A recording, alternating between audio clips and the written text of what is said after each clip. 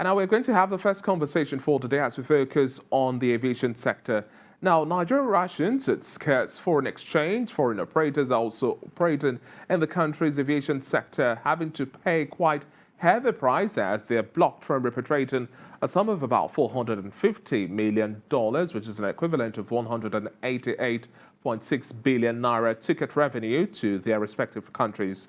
The International Air Transport Association, IATA, has expressed concerns over the decision by the federal government of Nigeria to block the airlines from their money, describing this decision as unacceptable, arguing that the development could have a negative effect on Nigeria's aviation industry. The amount of foreign airlines blocked funds in the country, estimated at $208 million in the third quarter of last year, had risen to $283 million in the first quarter of this year. Meanwhile, the federal government has also, at the start of this week, disclosed that it will commence the repatriation of the trapped funds to the affected airline operators.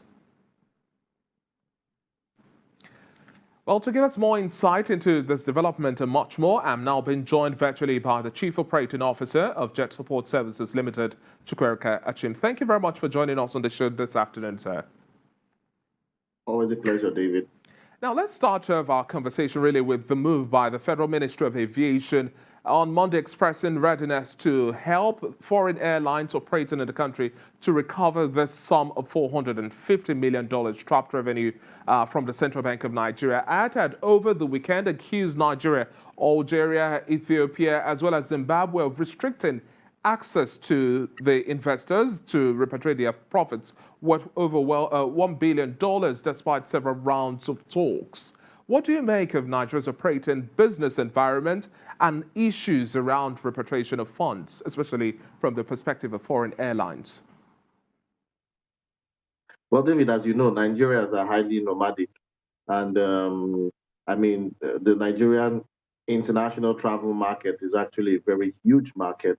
Unfortunately, a lot of this consumption here is, funded via the naira, and but I mean the international airlines, would the traditional conventional practice is that these naira funds go into the IATA clearing house, and then IATA repatriates this money in USD, distributing it according to the sales volume of each individual international airline hooked up to IATA. Unfortunately, the Nigerian government is challenged with the required forex liquidity to back up this naira sales that have been consumed locally. So it's a huge challenge, David, and it's becoming very, very difficult for the international carriers to repatriate their funds in order for them to continue operations. So, but the problem is not far-fetched. The Nigerian government is challenged with forex liquidity, and the current forex liquidity is not sufficient to sustain the forex demand, David. And now, really, at this point in time, do you think this is an element that would further likely deter investors and other foreign airlines and players, even if this situation is resolved? Do you think it would deter them? And what other corrective reforms do you also expect this move would now induce? Well, I think the foreign airlines are caught between the devil and the deep blue sea, if I may say. The Nigerian market is a very lucrative market for them. They are operating in and out of Nigeria with high load numbers. However, the challenge here is getting paid after the job is done. So, what would be the option for them? Would the option be to pull out and then reduce their market share of the global travel economy, or continue to wait for a resolution? But I believe with this intervention by the Ministry of Aviation, we have seen it happen before, where the Minister of Aviation intervened with the CBN, and the IATA was able to pull out a substantial amount of their blocked funds. But David, it's a challenging situation. Airlines are expensive to operate. The international airlines cannot sustain operating without, getting back their revenue. So I mean, a catch-22 situation, David, and I mean, we only hope to see what kind of interventions that the Ministry of Aviation will be able to assist with. Hmm. Let's also look at a whole lot that IATA has also had to put forward in terms of figures now. Its forecast is that Nigerian Airlines and other African airlines will this year lose as much as $700 million due to a combination of the Russia-Ukraine crisis, the COVID-19 pandemic, as inflation, interest rates, this whole volatility in the exchange rates would also affect the growth of the aviation industry globally. What cues do you think airlines need to take now in terms of their re-strategization plan to maneuver through all of these curveballs? We've had lessons from COVID, we're having lessons from the Russia-Ukraine crisis, and now we just have to think outside of the box to see how we stay afloat. For the aviation sector that's had so much of hit, how much more do you think we can have to maneuver through?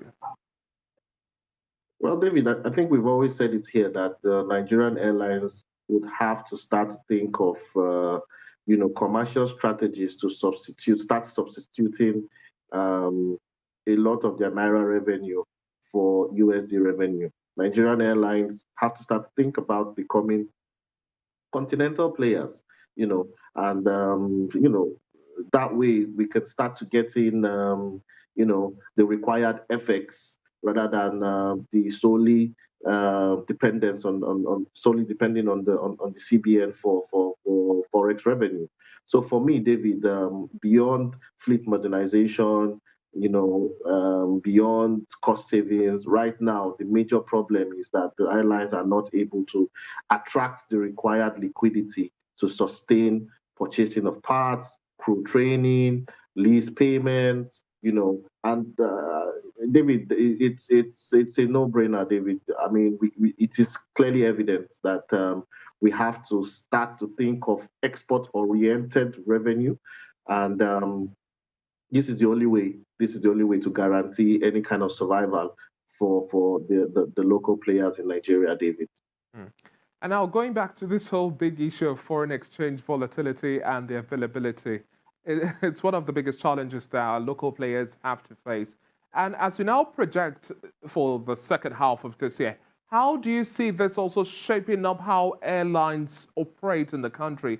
We've had a certain instance, you have a vast array of solutions when it comes to this. Share with us some of the thoughts you have now as to how we can manage through this whole volatility, and then the allocations we have from the banks, which are insufficient, to call it a spade. Yeah, I mean, David, the federal government is already insisting on commercializing or privatizing the airports, and of course, that would mean attracting the required investment from private sector to turn the airports into, global players. It is important that the Nigerian airlines start to look at their playbooks to key into this airport modernization, initiatives, because David, the simple problem here is that every single Nigerian airline is queuing up at the CBN trying to get forex, scarce forex, David, if I may, David, that is simply not available. We are burdened with drop in crude oil production. We are burdened with several economic macro or micro headwinds. David, the Nigerian airlines have to start to attract foreign exchange into Nigeria, David. This is the only way that we can guarantee survival and turn the industry into an export-oriented industry, David. All of the flights being operated in Nigeria, I dare say, David, is looking like it's being subsidized by the federal government, because all of the Naira revenue, the airlines queue up with the CBN trying to get forex at the CBN exchange rate, which the forex right now, David, is just not available. So it will take some time. It is not a quick fix situation or solution, but David, the airlines have to start, and maybe the CBN can start to look at that financing, that will guarantee that the airlines have turned their revenue into export-oriented revenues, David. David, for me, this is the one and only solution that we have to bring to the table right now. Hmm. And okay, now let's also look at this burning issue as well. The federal government cannot intervene in the rising price of diesel and aviation fuel as the prices for both products are deregulated. These are the words of the Minister of State for Petroleum Resources, Timothy Silva. Now, on the back of this lingering petrol scarcity we have in Lagos and the Federal Capital Territory and other major cities across the country, and also aviation fuel, how do we begin to find the right balance and pricing of these commodities, stressing on the part that at the end of the day, your thoughts is that subsidy regime not to be a matter on the table at all? Yeah, absolutely, David. It's evident the government cannot, play with aviation fuel subsidy at this particular point in time on a sustained level.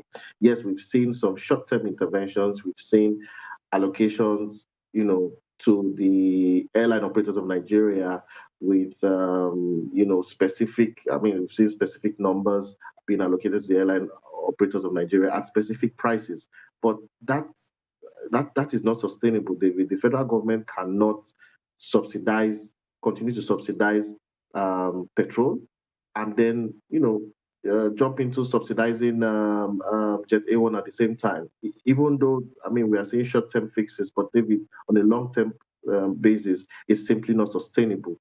So unfortunately, I mean the crisis in Russia and Ukraine, as you know, have had direct impact on the prices of both crude oil and refined crude oil, which I mean is Jet A1 in this case. So it's it's a very difficult situation, David. But ultimately, David, I mean, we are leaning towards a free market economy. Demand and supply would always, impact the price of Jet A1 in Nigeria. And at this point, David, it's very difficult to see a long-term solution other than the fact that, okay, maybe when the refineries kick in, the product will be available locally at a cheaper rate. And then, airlines could have it a bit easier at that point in time. But right now, David, it is strictly imported. None of it is procured locally. But I mean, the hope and prayer is that the Russia-Ukraine crisis will normalize in the not too distant future, and then hopefully we could see some kind of normality come back into the market, David. Okay, sir. Thank you so much for your time on the show today. It's been a pleasure speaking with you, Chukwuerika Achum. And at the end of the day, we hope that the aviation sector will have a bigger bounce back as we gradually inch into the second half of this year. We hope so too, David. Thank you so much for having me.